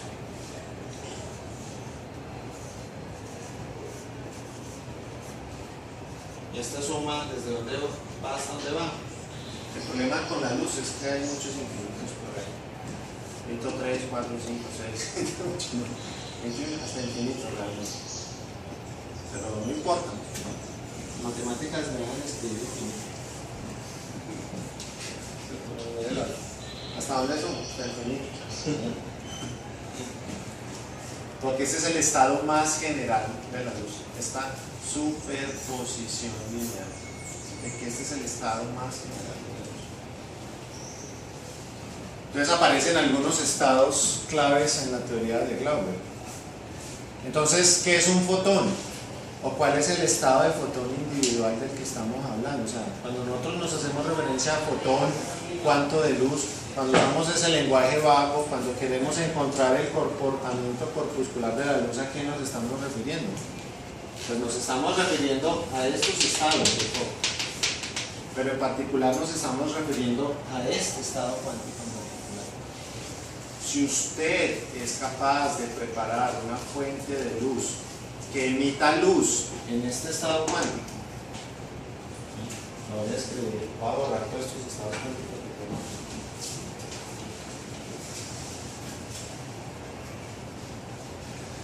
Si usted es capaz de preparar una fuente de luz que emita luz en este estado cuántico,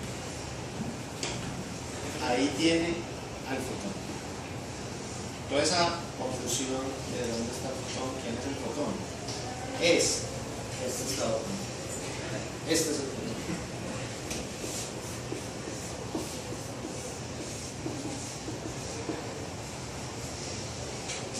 Un fotón es un estado cuántico de un observable que se llama el número de partículas, en el cual hay una excitación de ese observable, hay un 1 en él.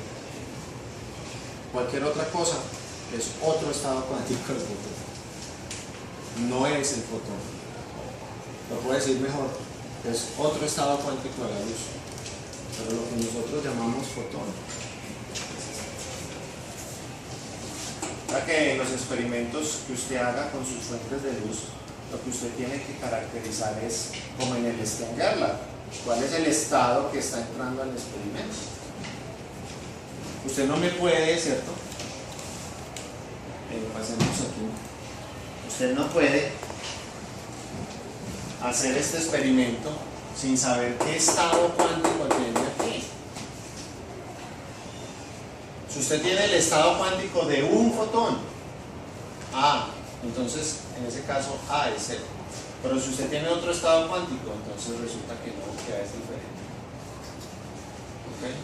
Entonces hoy en día sabemos, por ejemplo, que este factor A, de hecho para los muchachos de física se llama la función de correlaciones anisotropas. Ese es el nombre moderno de esa cosa, después le damos el nombre de Gutiérrez. porque sabemos hoy en día que dependiendo del estado cuántico, ese valor A toma un valor particular. Y es más, la teoría cuántica nos posibilita, dado el estado cuántico, calcular el valor de A, calcular el valor del factor de anticorrelación. Esos son exámenes del curso de óptica cuántica.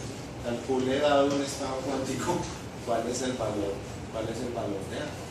Entonces, si A es si el estado cuántico es entonces A es Pero si usted tiene otro estado cuántico, dime. Experimentalmente existe en este momento. Buena pregunta. Déjame responder más tarde. Si usted tiene un estado de N, entonces resulta, ese es un estado de un fotón, no, es otro estado. Lo puede llamar si quiere estado de N fotones, como quiera. Mire que el estado de N fotones es diferente de N estado de Y fotón. Esto no es esto. O sea, en teoría cuántica no es lo mismo 1000 billetes de uno que un billete de 1000. No es lo mismo. Otra cosa interesante. Estos son n copias de este estado. Este es otro estado diferente, es otro estado completamente diferente que tiene otras propiedades cuánticas. Son estados cuánticos diferentes. Por ejemplo, los cálculos los aprenderemos a hacer. Dicen que el A para estos estados vale así. 1 menos 1 sobre n. Vale el A. Pero esos no son los únicos estados posibles. Por ejemplo, Glauber mostró la existencia de unos estados muy bonitos que empezaron a ser un dolor de cabeza en los años 60. Los estados producidos por esas fuentes de luz que producen chorritos de luz, ¿cierto? Y que iluminan ciertos puntos. Miren que esas fuentes de luz solo aparecen en el año 60, son los láseres, los rayos láseres. Antes solo tenemos de esta luz. Si usted le dice a Albert Einstein que puede sacar una fuente de luz que saca como un chorrito y ilumina ya un puntico, no te cree. Monocromática, rojita, ¿cierto? Eres una chica láser.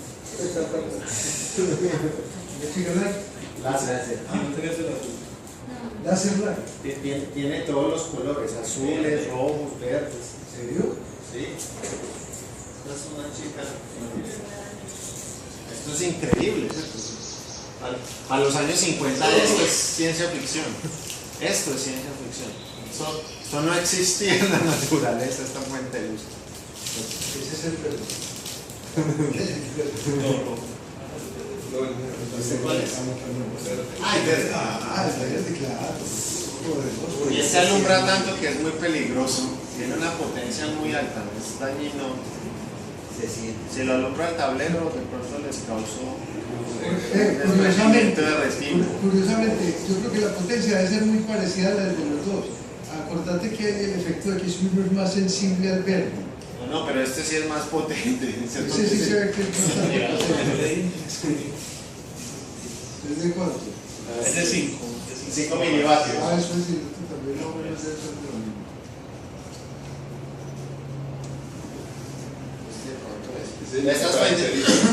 Estas fuentes de luz no son posibles, pues no existen en los años 50, pero empiezan a existir en el año 60. El trabajo teórico de Glauber responde al láser. O sea, no lo dije antes, pero debo decirlo. Es una respuesta a la invención, al descubrimiento. ¿Cómo decimos? Invención o descubrimiento del láser. No, es más bien una invención, porque los principios ya se conocían. ¿Cierto? De hecho, pero descubrimos nuevos estados cuánticos de la luz. De nuevo y por variedad, Einstein había planteado los coeficientes de absorción y emisión, que son la base para entender el funcionamiento del láser. Claro. Lo otro es lo mismo, pero ya una cuestión puramente técnica, y es hacer una cavidad resonante. Tú tienes razón en ese aspecto, pero Einstein no se imagina eso. Ah, no lo puede por supuesto imaginar. que no. Aparece otro estado cuántico de la luz. La clave, digamos, de los conscientes ahí es para Para inversión producir de el población. proceso. No, entendemos eso, ¿cierto? O sea, siempre hay pistas antes, pero En el trabajo de Glauber, no en el trabajo de los físicos experimentales, no en el trabajo de Maiman. Perdóname, y a propósito, ahora que hablabas de ingeniero electrónico, el antecedente es puramente electrónico, el máster. El máster, sí, es Es atómico. pura electrónica. Es atómico. Antes del láser existe el máser. La diferencia es que el máser está en microondas, la M es de microwave, o mire que dice lo mismo, máser, microwave, amplified stimulated emission of radiation, emisión amplificada, estimulada de radiación de microondas, en el caso de máser, o light, luz, en el caso de láser. El máser y el láser son lo mismo, hoy en día sabemos que son lo mismo, uno que trabaja en las microondas y el otro que trabaja en el espectro visible, en la luz. De hecho, estamos soñando con un láser de rayos X. Láser. Ya existe. Sí, ya existe, pero no sabemos si está en este estado. Ah, bueno. Porque para hacer láser tenemos que ponerlo. Porque miren la importancia del trabajo de Glauber. Tienes que preguntarte por la clase de estado cuántico que tiene tu fuente de luz. Casualmente ayer estaba leyendo del láser que tienen, que es capaz de prácticamente ionizar en un femtosegundo todo un átomo pesado. Ajá. ¿Cierto? Sí, que se llama el láser de electrones libres, que está en el rango de los rayos X, pero no lo sabemos caracterizar suficientemente bien. Entonces, para hacer láser hoy en día, el estado cuántico tiene que ser este. Este tiene que ser el estado cuántico. Pues este no es el único estado cuántico.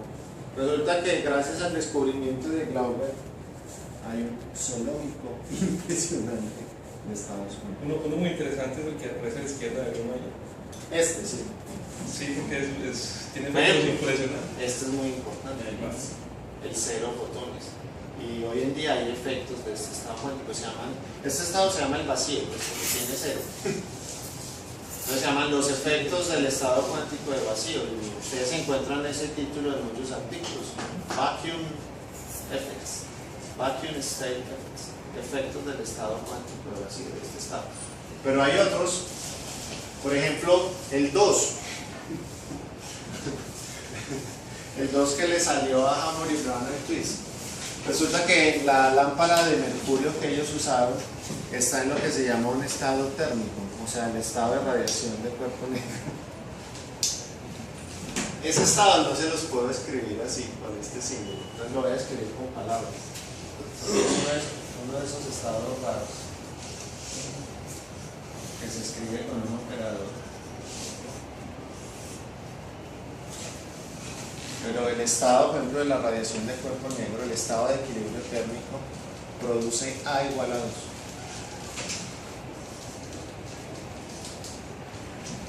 Y ahí, hoy en día, muchos estados posibles, disculpa. Por ejemplo, estados gatos de Schrödinger, que son muy famosos. Ya vamos a hablar de gatos de Schrödinger. O los estados squeeze, los estados comprimidos, squeeze. O sea, la moraleja es que hay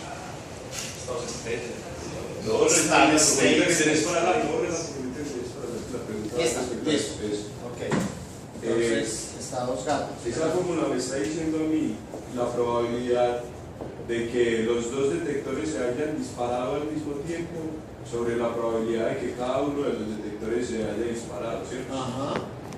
¿Cómo es posible que haya más veces en la que los dos detectores se dispararon al mismo tiempo que la misma probabilidad? O sea, pues para mí eso ya debería ser un número de cero y uno. Muy bien. Estados. O a no ser de que yo esté entendiendo mal las cosas. Los dos No, P1 estás y P2. entendiendo bien. Estás entendiendo bien. Estás entendiendo claramente. Claramente. No, pero este P1 y P2 son el número de veces que se disparó el detector Por 1 uno. sin que se haya disparado el detector 2. Claro, sí. No, son independientes. Son independientes. Este es el detector 1 independiente del 2. Este es el 2 independiente del 1. Y estas son las coincidencias simultáneas. Cada vez que dispararon simultáneamente. Claro, el 2 es rarísimo. Estoy de acuerdo contigo. Rarísimo.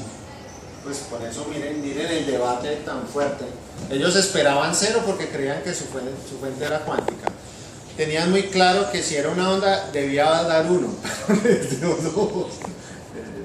Eso es parte del debate del Hammer y Round Twist. Eso es parte de la extrañeza del Hammer y Round Twist.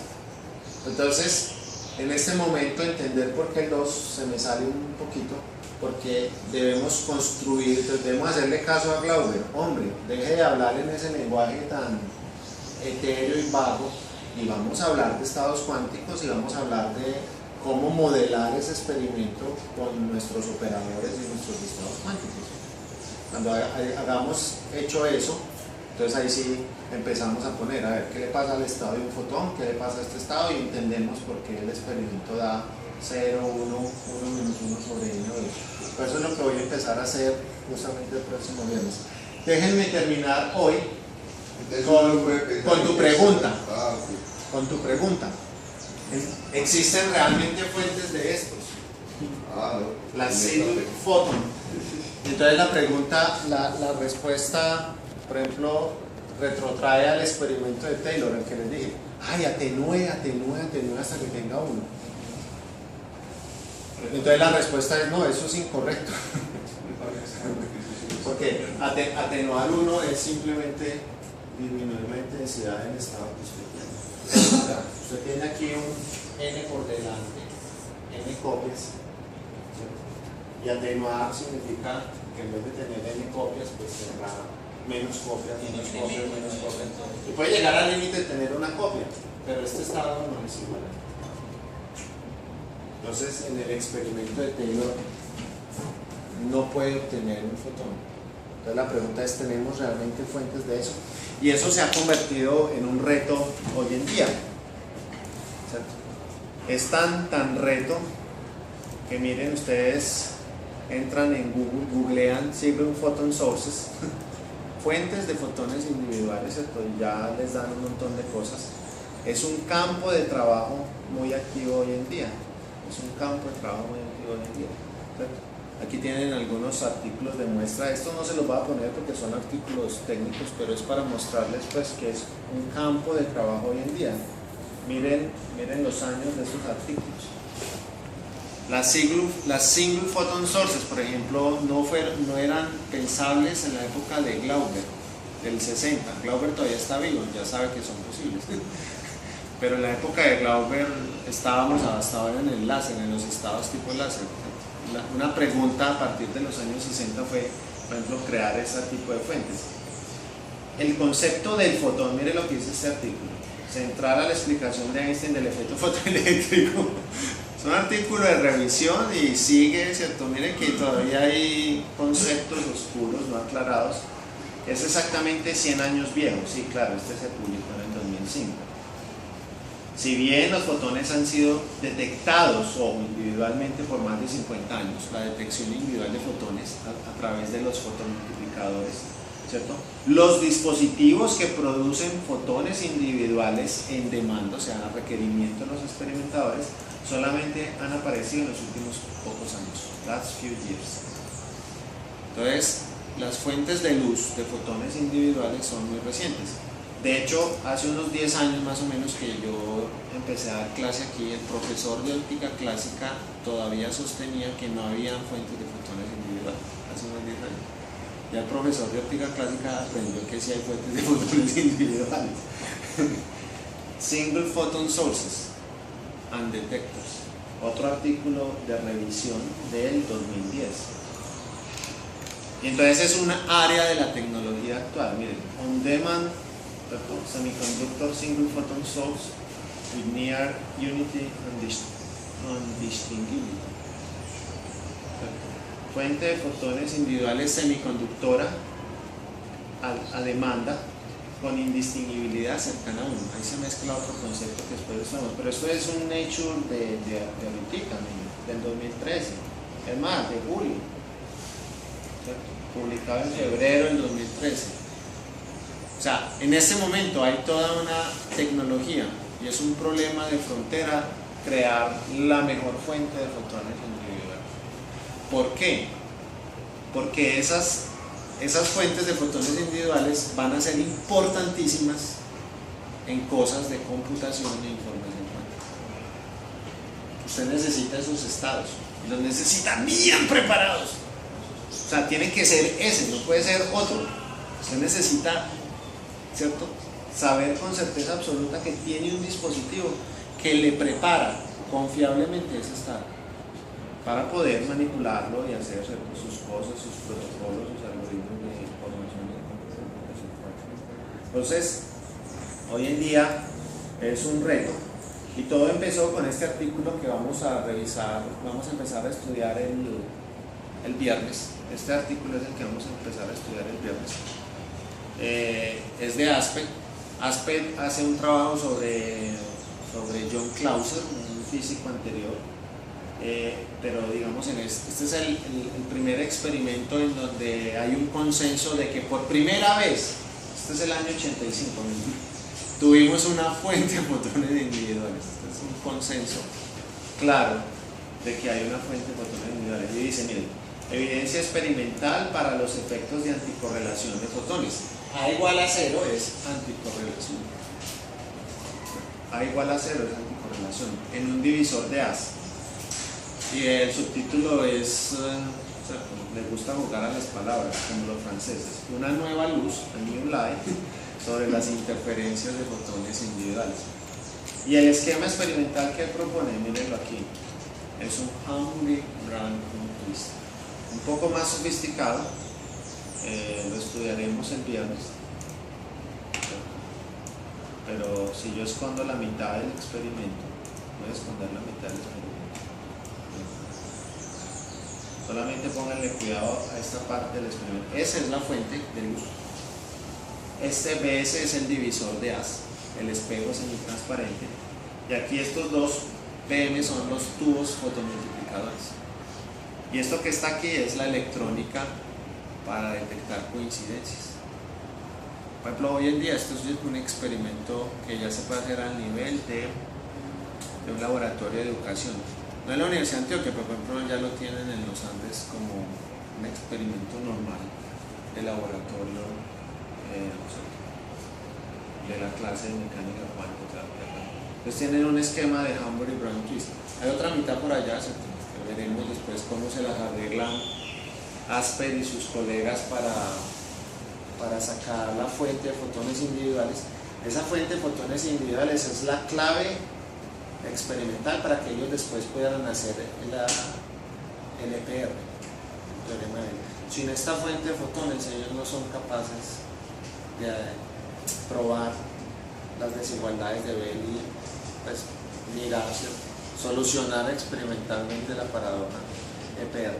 Muy bien, termino con esto, muchachos. Entonces, después de una larga historia, una pelea y un debate, llegamos a nuestro concepto claro, el estado cuántico de la luz.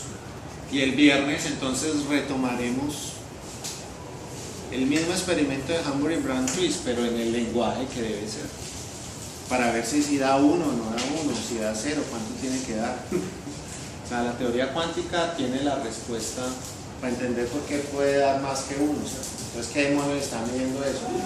Si da más que 1, si es una probabilidad o qué es. ¿Ok? Muy bien, muchachos, señores.